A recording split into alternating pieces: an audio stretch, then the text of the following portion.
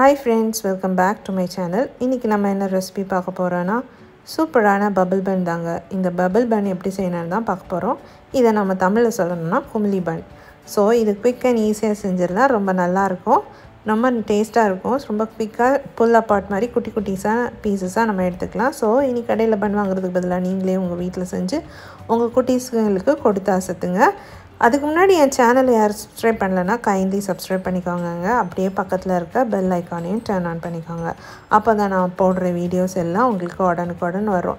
இப்போ வாங்க இந்த சூப்பர் சாஃப்டான ஃப்ளஃபியான பன் எப்படி செய்யலான்னு பார்க்கலாம். அதுக்கு ஒரு 120 ml வந்து வெதுவெதுப்பான பால் எடுத்துக்கோங்க. அது கூட 1 டீஸ்பூன் அளவுக்கு சீனி சேர்த்துக்கோங்க. பால் ரொம்ப சூடாக இருக்கக்கூடாது, வெதுவெதுப்பான பால் தான் எடுக்கணும். அது கூடவே 1 டீஸ்பூன் அளவுக்கு ஈஸ்ட் சேர்த்துக்கோங்க. இப்போ இந்த ரெண்டையும் நல்லா மிக்ஸ் பண்ணி ஈஸ்ட் வந்து ஆக்டிவேட் பண்ண வச்சிடணும். ஸோ ஒரு 10 to 15 மினிட்ஸ் வச்சுருங்க. இது வந்து ஆக்டிவேட் ஆனால் நமக்கு வந்து நல்லா நிறையா பொங்கி வரும். ஸோ இப்போ வந்துட்டு ஒரு பவுலில் வந்துட்டு ஒரு 250 grams வந்து மைதா எடுத்துக்கோங்க. அது நடுவில் ஒரு சின்ன பார்ட்டிஷன் எடுத்துக்கோங்க இப்படி. இப்போ இதில் வந்துட்டு நம்ம இதில் 3 டேபிள் ஸ்பூன் அளவுக்கு சுகர் ஆட் பண்ணிக்கோங்க. அது வந்து வீடியோவில் மிஸ் ஆகிடுச்சு. ஸோ 3 டேபிள் ஸ்பூன்ஸ் கண்டிப்பாக வந்து சுகர் ஆட் பண்ணிக்கோங்க. அது கூடவே 1 டேபிள் ஸ்பூன் வந்து மில்க் பவுடர் ஆட் பண்ணிக்கோங்க.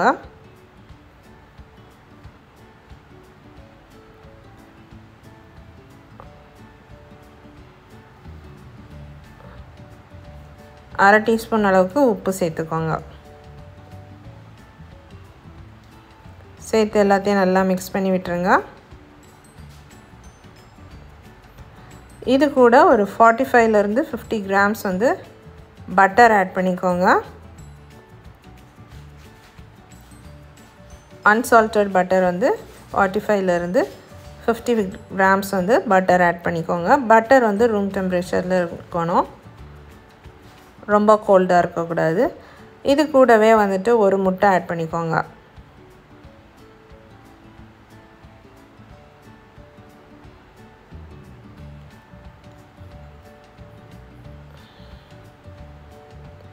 இப்போ நம்ம வந்து ஆக்டிவேட் பண்ண ஈஸ்ட் மில்க் வந்துட்டு இதில் ஆட் பண்ணிக்கோங்க. ஈஸ்ட் ஆக்டிவேட் ஆகிடுச்சுன்னா இந்த மாதிரி நல்லா ஃபோமியாக மேலே இருக்கும். ஸோ இப்படி இருந்தால் தான் நம்ம ஈஸ்ட் வந்து ஆக்டிவேட் ஆகிடுச்சு, அப்போ தான் நம்மளோட பன் வந்து நல்லா வரும். ஸோ இதை வந்து அது கூடவே சேர்த்துக்கோங்க.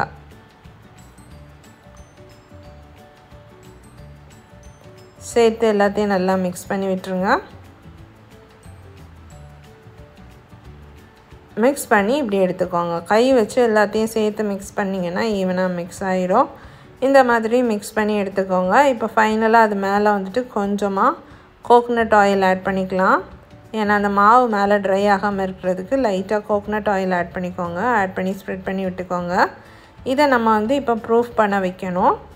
ஸோ நீங்கள் வந்து இதை ப்ரூஃப் பண்ண வைக்கணும். இதுக்கு வந்து ஒரு லிட் போட்டு மூடி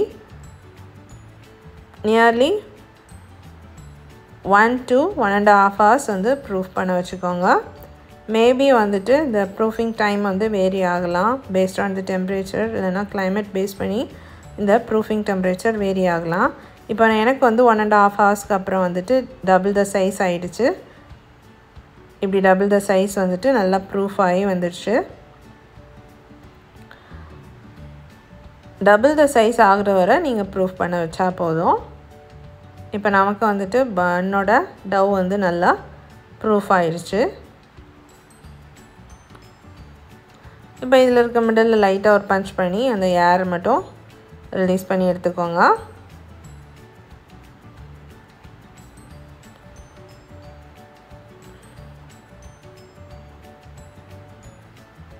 ஃபுல்லாக ரிலீஸ் பண்ணி எடுத்து வச்சுக்கோங்க.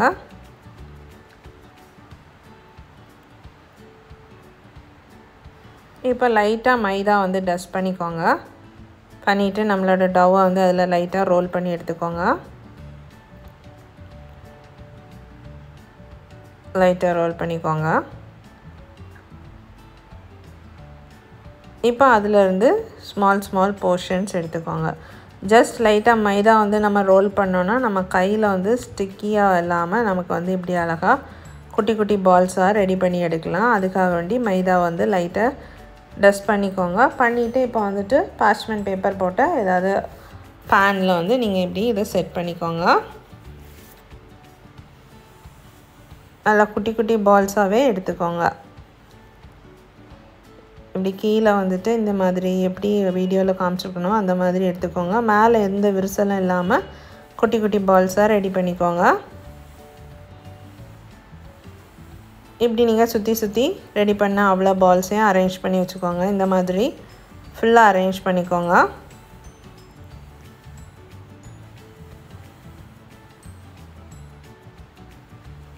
இந்த மாதிரி இருந்துச்சுன்னா இந்த மாதிரி பிளேட்டில் வரும். ஈவன் ஸ்கொயர் டின்னில் கூட நீங்கள் அரேஞ்ச் பண்ணிக்கலாம். உங்களுக்கு எந்த பேன் இருக்கோ அதை வச்சுக்கோங்க. இப்போ அகெயின் வந்து இதை ஒரு 30 மினிட்ஸ் வந்து நம்ம ப்ரூஃப் பண்ண வைக்கணும். ஸோ ஒரு மேலே ஒரு கிளாத் போட்டு அகெயின் ப்ரூஃப் பண்ண வச்சுருங்க. ஒரு 30 மினிட்ஸ் ப்ரூஃப் பண்ண வச்சா போதும். அகெயின் இதோட சைஸ் வந்து கொஞ்சம் இன்க்ரீஸ் ஆகிருக்கும், பார்த்தா தெரியும். இப்போ பார்த்தீங்கன்னா நமக்கு கரெக்டாக இன்க்ரீஸ் ஆகிடுச்சு. இப்போ இது மேலே வந்துட்டு நம்ம ப்ரௌன் கலர் வரணுன்னா லைட்டாக வந்து எக் வந்து ப்ரஷ் பண்ணிக்கோங்க. இல்லைனா பால் கூட ப்ரஷ் பண்ணிக்கலாம். நான் இன்றைக்கி வந்து எக் தான் ப்ரஷ் பண்ணுறேன். நல்லா டார்க் ப்ரௌனாக வந்துட்டு நம்மளோட பன் வந்து மேலே வரும். ஸோ மேலே டார்க் ப்ரௌனாக வரணுன்னா நீங்கள் வந்து லைட்டாக எக் வாஷ் இல்லைனா வந்துட்டு மில்க் கூட எடுத்து இப்படி லைட்டாக வந்துட்டு ஃபுல்லாக வந்து எல்லா இடத்துலையும் படுறது மாதிரி ப்ரஷ் பண்ணிக்கோங்க. இப்படி ப்ரஷ் பண்ணலைன்னா வந்துட்டு நமக்கு லைட் கலரில் வரும், அதாவது ஒயிட் மாதிரியே தான் இருக்கும். ஸோ இப்படி ப்ரஷ் பண்ணி கொடுத்தீங்கன்னா நீங்கள் மேலே வந்துட்டு நமக்கு நல்லா ப்ரௌனாக வரும். கடையில் கிடைக்கிறது மாதிரி நல்லா ப்ரௌன் கலரில் வந்துட்டு நமக்கு வரும். ஸோ மில்க் ஆர் எக் இது இல்லை ரெண்டு ஏதாவது ஒன்று வந்து நீங்கள் இப்படி மேலே அப்ளை பண்ணி கொடுத்தா போதும். ஈவனாக எல்லா சைடும் அப்ளை பண்ணி கொடுங்க. கொடுத்துட்டு இதை வந்து ப்ரீஹீட் பண்ண அவனில் பேக் பண்ணி எடுத்துக்கோங்க. 170 டிகிரி செல்சியஸில் 20 to 25 மினிட்ஸ் வந்துட்டு நல்லா பேக் பண்ணி எடுத்துக்கோங்க. அவன் வந்து 10 மினிட்ஸ் வந்து ப்ரீஹீட் பண்ணிக்கோங்க 180 டிகிரியில். அப்புறம் 170 டிகிரி செல்சியஸில் வந்துட்டு இதை வந்து பேக் பண்ணி எடுத்துக்கோங்க 20 to 25 மினிட்ஸ். மேபி 5 மினிட்ஸ் வந்துட்டு வேரி ஆகலாம். பேஸ்ட் ஆன் த அவன் வந்து ஒரு 5 or 10 மினிட்ஸ் வேரி ஆகலாம். அந்த மாதிரி பார்த்து நீங்கள் பேக் பண்ணி எடுத்துக்கோங்க. இப்போ பார்த்தீங்கன்னா பேக் ஆனதுக்கப்புறம் சூப்பராக நம்மளோட பபிள் பன் ரெடி ஆகிடுச்சுங்க. பார்த்தீங்களா எப்படி இருக்குன்னு? சூப்பராக இருக்குது. இது வந்து இப்படி கொஞ்சம் நல்லா ஆற விட்டுருங்க. எடுத்ததுக்கப்புறமா சூப்பராக வீட்டிலே குயிக் அண்ட் ஈஸியாக செஞ்சிடலாம். ஃபைனலாக வந்துட்டு இது மேலே வந்து லைட்டாக பட்டர் அப்ளை பண்ணிக்கோங்க. அன்சால்ட்டட் பட்டரே வந்துட்டு லைட்டாக அப்ளை பண்ணிக்கோங்க. அப்போ அந்த க்ளாஸி ஃபினிஷாக இருக்கும் பார்க்குறதுக்கு. ஸோ அகெயின் லைட்டாக வந்து பட்டர் அப்ளை பண்ணிக்கோங்க. சூப்பரான சாஃப்டான ஃப்ளஃபியான பபிள் பன் ரெடிங்க. கண்டிப்பாக நீங்களும் உங்கள் வீட்டில் ட்ரை பண்ணி பாருங்கள். ரொம்ப ஈஸியாக நம்ம வீட்டிலே செஞ்சிடலாம். ஸோ கண்டிப்பாக இந்த ரெசிபியை உங்கள் வீட்டில் ட்ரை பண்ணி பாருங்கள். இதே மாதிரி நிறைய ரெசிபிஸ் என் சேனலில் இருக்குது. ஸோ அதையும் செக் பண்ணிக்கோங்க. என் ரெசிபிஸ் பிடிச்சிருந்துச்சுன்னா மறக்காமல் என் சேனலை சப்ஸ்கிரைப் பண்ணுங்கள், லைக் பண்ணுங்கள், ஷேர் பண்ணுங்கள். தேங்க்யூ.